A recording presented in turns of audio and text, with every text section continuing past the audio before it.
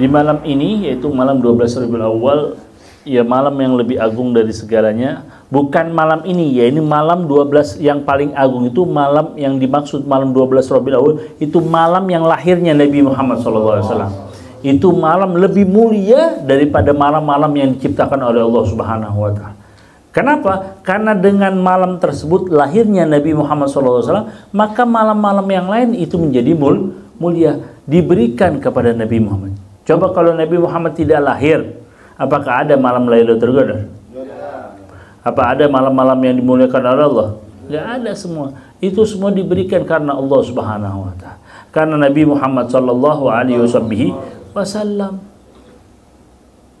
Seperti kita tahu malam Lailatul Qadar khairum min alfi syahr, lebih baik dari 1000 malam, 1000 bulan di Al-Qur'anul Karim. Tetapi kalau Rasulullah tidak dilahirkan, apakah ada Lailatul Qadar? Apa ada Al-Qur'anul Karim? Maka nggak ada. Maka semua malam-malam yang dimuliakan oleh Allah, yang mempunyai kedudukan, yaitu malam yang paling agung, itu malam 12 Rabiul Awal. Dan juga kita kupas di bulan Rabiul Awal. Berbeda, bulan Rabiul Awal itu di zaman dahulu itu tidak ada keistimewaannya. Bulan Rabiul Awal bulan yang biasa. Bulan biasa, tidak ada istimewaan sama sekali. Beda dengan bulan Muharram, bulan Zulqa'dah, Zulhijjah, terus lagi bulan Ramadan. Dari belum diutusnya Nabi Muhammad itu sudah dimuliakan. Bulan Muharram, bulan yang dimana para nabi diselamatkan, Nabi Allah Musa, Nabi Allah Ibrahim. Bulan-bulan yang dimuliakan oleh Allah Subhanahu wa Ta'ala, Arba'atul Hurum. Tapi Rabiul Awal dong tidak ada apa-apa. Tapi dengan Rabiul Awal, dengan bulan lahirnya Nabi Muhammad, maka Allah berikan kekhususan, lebih khusus daripada bulan-bulan yang lain. Karena siapa? Bulan tersebut bulannya lahirnya kekasihnya Allah Subhanahu wa Ta'ala. Keberuntung menjadi mendapatkan kekhususan tersendiri Rabiul Awal. Maka dengan Rabiul Awal menjadi bulan-bulan yang lain menjadi mulia. Allahu Akbar. Disebutkan di dalam ayat Al-Quran, dalam firman Allah Subhanahu wa Ta'ala, Kul bifadlillah wa birahmatihi fabidzalika falyafrahu. Katakanlah wahai Muhammad kepada umatmu, bergembiralah kalian, bersenanglah kalian dengan rahmatku, dengan karunia-karunia yang diberikan oleh Allah Subhanahu wa Ta'ala pada kita. Maka dianjurkan untuk kita bergembira, berbahagia. Falyafrahu. Allahu Akbar. Maka al-mufassir minas sahabah, yaitu Abdullah bin Abbas, menafsirkan dan mengatakan rahmat yang paling agung, rahmat ar-rahmatul azim wal akbar, yaitu Nabi Muhammad. Kan disebut gul bifadlillahi wa birahmatihi, dengan rahmatku, kata Allah Subhanahu wa Ta'ala. Fabidzalika falyafrahu, maka dengan rahmat ini engkaulah berbahagia, engkaulah senang dengan rahmat Allah. Maka Abdullah bin Abbas mengatakan rahmat di sini rahmat yang paling agung, rahmat yang paling mulia, yaitu Nabi Muhammad sallallahu alaihi wasallam. Ditafsirkan oleh Abdullah bin Abbas itu dengan tafsir Al-Qur'an. Jadi Quran disarahkan atau ditafsirkan dengan Al-Qur'an lagi. Apa di dalam ayat Al-Qur'an yang lain dikatakan wa ma arsalnaka illa rahmatan lil alamin. Wa ma arsalnaka illa rahmatan lil alamin, alam semesta. Tidak aku utus engkau kecuali untuk rahmat. Maka tadi disuruh bergembira, falyafrahu kul bifadlillahi wa birahmatihi. Birah dengan rahmatnya Allah Subhanahu. Fabidzalika falyafrahu. Suruh kita dari farah, senang dengan rahmatnya Allah. Apa rahmat yang paling agung? Wa ma arsalnaka illa rahmatan lil alamin. Jadi kita tuh suruh bahagia nyambut Rasulullah, lahirnya Rasul. Orang kafir, orang Yahudi merayakan merayakan selamatnya Nabi Musa dari kerjaan Fir'aun sampai dia berpuasa. Itu orang kafir. Ketika Nabi Muhammad SAW datang masuk ke kota Madinah, maka di bulan Muharram itu orang-orang kafir berpuasa. Ditanya oleh Rasulullah SAW, kenapa engkau berpuasa? Kita berpuasa bersyukur atas selamatnya Nabi Allah Musa dari kejaran Fir'aun. Nah, aula bi Musa, maka kita lebih penting, lebih utama daripada mereka. Maka kita berpuasa. Itu apa? Tanda merayakan. Rasulullah nggak ingkar, maka kita harus berpuasa, kata Rasulullah. Ini orang kafir bahagia nyeneng atas selamatnya. Benar gak? Dan Rasulullah SAW di dalam hadis yang lain ditanya kenapa Rasulullah SAW berpuasa di hari Senin. Maka Rasulullah menjawab apa? Hadi ulidtu, dan disinilah aku tempat dilahirkan. Wahadihil bu'ithtu, dan disinilah aku tempat diutus. Di hari inilah aku dilahirkan, dan di hari inilah aku diutus oleh Allah Subhanahu wa Ta'ala. Dengan aku bersyukur, dengan berpuasa, Rasulullah merayakan. Nah kita ulang tahun dirayain. Ulang tahun dirayain nggak? Rayain anak kita, istri kita, ulang tahun pernikahan lagi. Apa itu bahasa Inggrisnya? Anniversary itu. Ini bisa bahasa Arisorge. Paham? Dirayain. Nah, kalau buat Nabi yang beri syafaat, yang nyelamatin kita, ya, yang memberi syafaat al-uzma, syafaat yang paling mulia, yang paling agung, yang dimana semua orang dalam, semua nabi, semua para ketakutan, hanya Rasulullah SAW. Nah kita ngerayain, kita bahagia, kita syukur. Orang kata Allah suruh perintah Allah Subhanahu wa Ta'ala dengan kita harus berbahagia serang dengan rahmat Allah, yaitu dengan Nabi Muhammad. Dibilang kagak na'udzubillahi. Di sini ada yang kenal Abu Lahab. Abu Lahab kenal? Abu Lahab itu pamannya Nabi. Siapa dia? Pamannya Nabi. Yang berbuat apa kepada Nabi?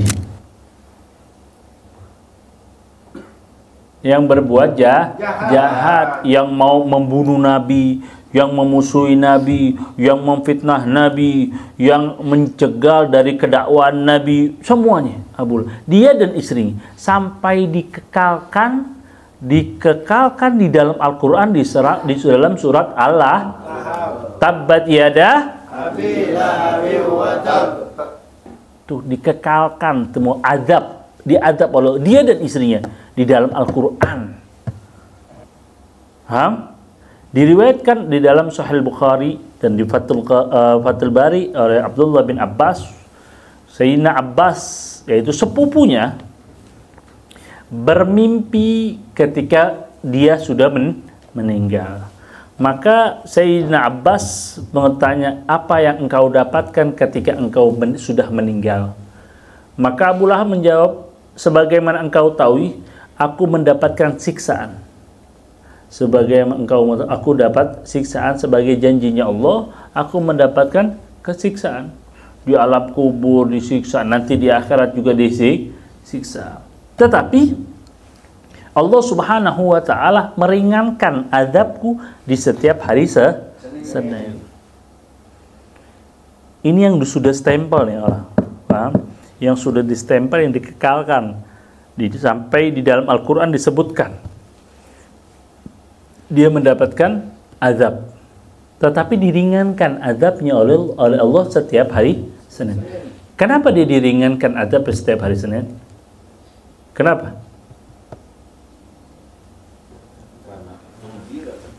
Karena bergembira ketika lahirnya siapa? Nabi Muhammad. Sampai-sampai dia membebaskan budaknya, yaitu Su'aibah, dibebaskan. Kenapa? Adatnya orang Arab, kalau ada seseorang memberi kabar gembira, maka yang memberi kabar gembira akan mendapatkan imbalan atau mendapatkan hadiah. Al-Mubashir, ya ini Rasul Al-Mubashir, atau orang yang memberi kabar gembira itu akan mendapatkan hadiah dari orang yang didapat kabar gembira. Maka Suaibah itu dibebaskan oleh Abu Lahab. Sampai diriwayatkan yang lain, Abu Lahab sampai motong kambing dan motong onta karena bergembira atas kelahirannya. Sebetulnya bukan atas kelahiran Rasulullah, bukan atas kelahiran Nabi. Terus apa? Atas kelahiran dia mendapatkan keponakan laki-laki. Keponakan laki-laki, anak dari Sayyidina Abdullah, adik Abu Lahab. Dia bergembira. Bukan karena Nabi? Iya bukan. Nabi belum diutus. Nabi Muhammad belum jadi Nabi, belum jadi Rasul. Lah kalau dia tahu, dia akan menentang, nggak bakal bahagia. Orang dia yang udah besar diutus, dia menentang pertama kepada Rasulullah. Benar nggak? Orang dia yang tidak beriman kepada Rasulullah, bahkan di akhir hayatnya dia menjadi musuh. Katanya Abu Lahab itu, aku akan menjadi musuh di dunia dan di akhirat. Tuh. Fir'aunnya Nabi Musa, ya. Fir'aunnya Nabi Musa itu ketika di alam kematian, mau mendekat kematian, dihampit dengan air laut itu, dia apa? Amanu Rabbu Musa wa Harun. Aku beriman kepada Tuhannya Nabi Allah Musa dan Nabi Allah Harun. Dia tuh udah mau mati sekarang maut, dia beriman, tapi nggak bisa, udah nyawa di kerongkongan, bahasa kita canggih, lek-lekan. Paham? Gara-gara kalau bahasa Arab. Udah nggak bisa. Nah itu siapa? Fir'aunnya Nabi Musa. Lah Fir'aunnya Nabi Allah Muhammad Rasul. Ketika mati nih, mau dipenggal kepalanya oleh Abdullah bin Mas'ud. Paham? Mau dipenggal kepalanya oleh Abdullah bin Mas'ud. Dia bilang, tunggu dulu. Ketika mau dipenggal tuh, pakai pedangnya Abdullah bin Mas'ud, nggak mempan. Saling tebalnya, kuatnya, saling tingginya Abu Lahab. Yang tadi di riwayat itu, kalau naik kuda itu kakinya menyengser, Itu kudanya kuda orang Arab tinggi-tinggi kayak kuda Eropa tinggi gitu. Dan naik onta, kalau naik onta itu kalau ada yang pernah lihat onta tinggi banget tuh. Taman safari itu ada kan, tinggi gede. Loh kita aja harus pakai tangga ataupun pakai apa gitu tinggi. Kalau ini cuma ngangkang doang begitu. Saling tinggi gede. Sampai Abdullah bin Mas'ud kecil megang pisaunya itu, pedang nggak bisa katanya. Udah jangan ente pakai pisau aneh, pedangnya aneh. Lagi perang nih, udah di udah sakaratul maut nih, didudukin dadanya oleh Abdullah bin Mas'ud sampai digorok nggak bisa. Sebelum akhirnya suruh pakai pedangnya Abu Lahab. Ente pakai pedangannya akan putus leherana. Tapi sebelum ente mutusnya, ente mau tanya, itu siapa orang-orang yang berpakai jubah putih dan semua serba putih? Oh, di dalam perperangan. Oh, itu malaikat-malaikat Allah. Oh, hebat saya memerangi malaikat Allah. Bangga masih sombong. Padahal udah mati nih, mau mati. Paham? Ditanya lagi. Ini udah mati nih, mau mati, udah sekarat nih. Akhirnya tuh beri kabar kepada Muhammad. Maka aku akan memerangi di dunia dan aku akan memerangi di akhirat. Sampai kayak gitu. Ini udah sekarat. Akhirnya baru dipotong, dipenggal kepalanya oleh Abdullah bin Mas'ud. Tuh, berarti Fir'aun yang Nabi Musa sama Fir'aun yang Nabi Muhammad lebih kejam Fir'aun yang Nabi Muhammad. Oh, lebih kejam, paham? Kalau dengar kisah-kisahnya Abu Lahab bagaimana sampai istrinya itu pepohonan yang duri ditaruhin tempat jalannya Rasulullah SAW menuju Ka'bah, taruhin untuk menjerumusin Rasulullah, untuk menyakiti Rasulullah SAW. Sampai begitu, sampai buktinya tuh, sampai Allah mengekalkan di dalam surat Al-Lahab dalam Al-Quranul Karim. Tetapi Allah meringankan azabnya setiap hari Senin. Padahal dia yang sudah kayak begini nih, Allah meringankan karena apa? Dia bergembira atas kelahiran Nabi Muhammad. Maka dikatakan Al-Hafidh, Al-Imam, Al-Arif Billah, Al-Imam, Al-Hafidh. Kalau udah mendapatkan al-allamah, al-imam, udah mendapatkan makom yang tinggi keilmuannya, dan mendapatkan makom di lakopnya lagi al-hafid. Yang hafid itu yang hafal ribuan bahkan jutaan hadis, bukan fil bidang Al-Quran. Ada al-hafid itu ada al-hafid Al-Quran, ada al-hafid al-hadis. Ini udah hafal mendapat lakom ini, yaitu Samsuddin Ad-Dimashqi mengatakan, idza kana hadza kafirun ja'a dzambuhu bi tabbat yada fil jahimi muhallada ata'annahu fi yaumil itsnin da'iman li sururi bi ahmada fa madhanna bil abdi masruran wa mata muwahida. Idza kana hadza kafir, jika seorang kafir saja, idza kana hadza kafirun da'a dzambur, dengan begitu banyak dosanya, dengan banyak dosa, dan sudah disabitkan, sudah distempel dan dikekalkan di dalam Al-Quran, kalau dia mendapatkan azabnya Allah Subhanahu wa Ta'ala. Idza kana hadza kafirun ja'a dzambuhu bi tabbat yada fil jahimi muhallada, fil jahim, neraka jahim, jahanam, fil jahim ata'annahu, maka datangnya ketika hari Senin, ata'annahu fi yaumil itsnin daiman yukhaffif, setiap datang yaumil itsnin maka Allah meringankan, yukhaffif anhu li sururi bi ahmad, karena dia bergembira atas kelahirannya Rasulullah sallallahu alaihi wasallam, bi ahmad. Famadhanna bil abi, lalu bagaimana dengan kita? Famadhanna bil abi, seumur hidupnya kita bergembira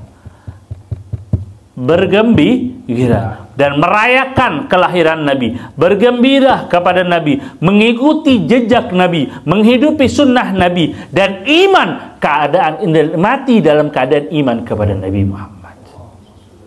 Tuh, ini orang kafir aja dapat ringanan, bergembira, padahal dulu distempel dalam Al-Quran, dia dapat keringanan. Bagaimana kita yang umur kita seumur kita, panjang umur kita, nyenang senang sama kelahiran Nabi Muhammad, merayakan, mengikuti jejaknya, berbahagia semuanya, dan mati dalam keimanan kepada Nabi Muhammad.